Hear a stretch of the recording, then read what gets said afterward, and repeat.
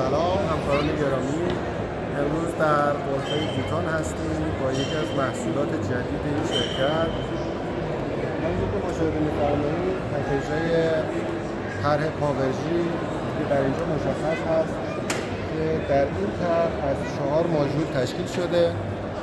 این ماژول در حقیقت برای هر ساختمان و هر پروژه تعریف میشه و محاسبات خودش رو داره و از 2 ماژوله تا 8 ماژوله ساخته میشه و در کنار این همینجوری که مشاهده می‌فرمایید یه لولاس هدر وجود داره که وصل میشه به خط مصرف.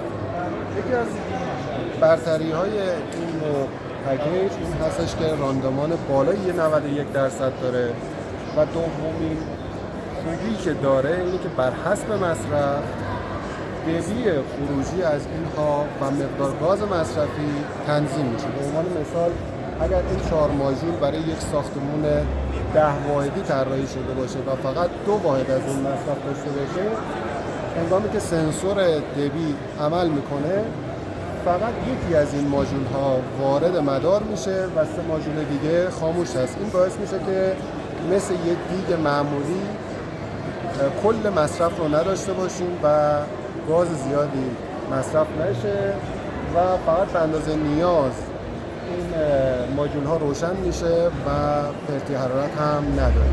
در کنار این ماژول ها میتونه انواع و اقسام مبدل‌های حرارتی مخازن و مصرف کننده های دیگه نصب بشه و کل ساختمون هم بار آب گرم مصرفی و هم حرارت مورد نیاز بابت گرمایش فضا رو از قبیل رادیاتور و یونیفیترها داشته باشن. مشاهده می‌فرمایید 4 ماژوله پاورژی بوتان رو.